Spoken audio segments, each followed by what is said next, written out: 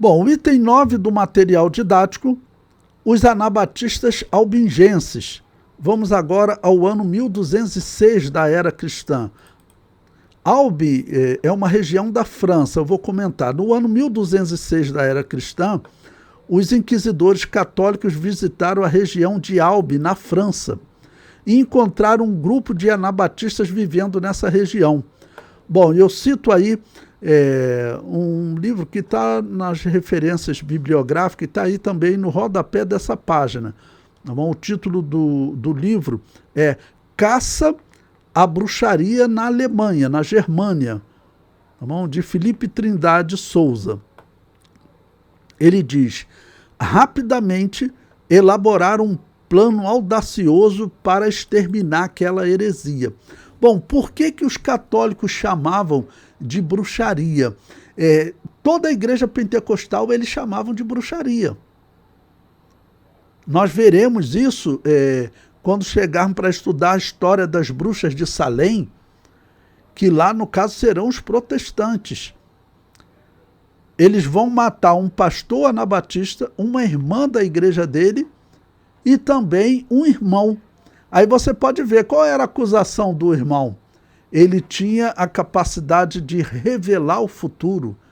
Ele tinha o dom de revelação.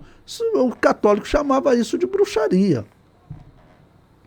Eu mostrei para vocês que no ano 1000 da era cristã, a Igreja Católica emitiu um documento dizendo que qualquer igreja que praticasse pentecostalismo ou os dons espirituais seria classificado como possessão demoníaca e bruxaria.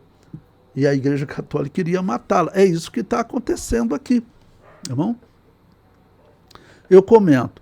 O historiador católico Daniel Rups descreve a visão de Agostinho de Hipona e do catolicismo, que diziam que os anabatistas, que eles chamavam de heresia, eram um risco para o reino de Deus, assim chamado de sonho teocrático. Por quê? Porque eles acreditavam, como os protestantes e católicos acreditam até hoje, que eles estão vivendo o reino de Deus.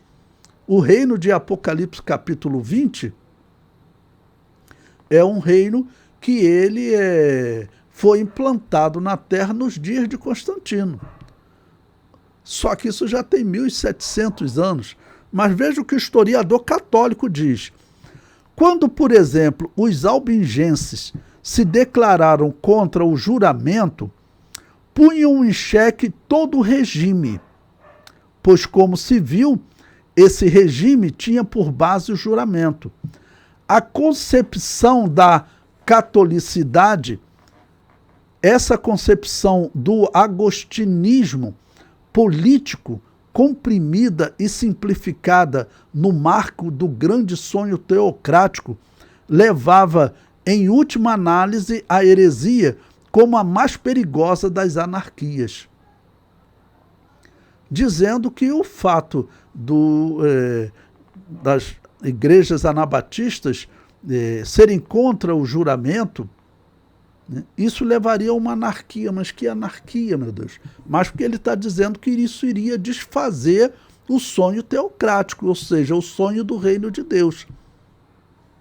É isso que ele está falando desses anabatistas albingenses. Eu comento, estamos diante de um ódio espiritual. Quando eles encontravam os cristãos no campo, podiam tomar os bens, torturar e até executar. Veja o que diz o historiador Pérez no livro lançado pela CPAD, A Inquisição e os Instrumentos de Tortura da Idade Média, a Grande Perseguição Católica. Ele diz: como quer que fosse uma guerra longa, desastrosa e feroz, milhares de inocentes desterrados e banidos ou arrastados ao suplício sem processo, príncipes poderosos perturbados em seus estados e despojados de seus bens. Olha, se a pessoa se levantasse contra a Igreja Católica, ela podia perder desde a fazenda até a casinha simples que ela tinha. Quem denunciasse ela podia tomar posse dos seus bens.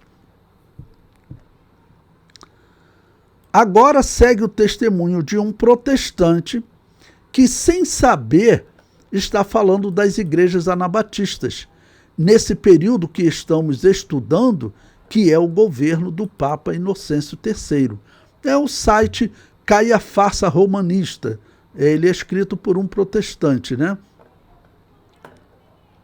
Ele diz: os católicos dizem que os protestantes promoveram chacinas, mas esqueceram que numa só campanha o exército do Papa Inocêncio III, no que ele chamou de a conquista coroadora de seu papado, matou 60 mil cristãos albingenses, quando aniquilou a cidade inteira de Béziers, na França. Bom, presta atenção nisso. Isso aqui é um protestante falando. Ele reconhece a Inquisição protestante, tanto que o título do artigo é A Inquisição Protestante Existiu. Você tem o artigo que você pode ler. Não? Mas ele fala assim, ó, tudo bem, a Inquisição Protestante existiu, só que a Inquisição Católica, ela matou muito mais, porque ela foi muito mais longa. Quando eu vejo católico criticando protestante e protestante criticando católico, eu me lembro daquelas histórias do Antigo Testamento em que os inimigos de Israel, a Bíblia diz, Isaías falou diversas vezes, né, que vinha um espírito estranho e, de repente, os inimigos começavam a lutar entre eles. Né? Um exemplo, Filisteu e uma parte dos cananeus se uniam contra Israel, mas, de repente, vinha um espírito estranho entre eles e eles começavam a se matar. É assim que eu vejo o protestante e católico, né, se criticando.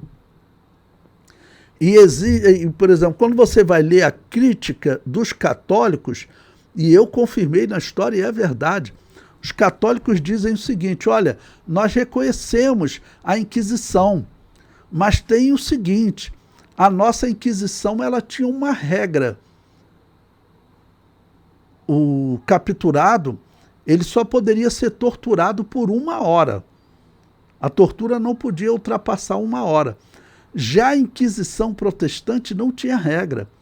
A tortura podia durar 10 horas, um dia inteiro, uma semana inteira. E é verdade realmente. O protestante, ele diz a verdade quando ele diz que a tortura católica, a Inquisição católica, durou um tempo maior do que a protestante, porque vem desde Agostinho de Hipona e aquela sua teoria da guerra justa. Então a Inquisição católica foi mais longa. Porém, a Inquisição protestante foi mais violenta. Quando o católico diz que a Inquisição protestante foi mais violenta, ele está falando a verdade, né? Ou seja, o protestante fala a verdade do católico e o católico fala a verdade sobre o protestante.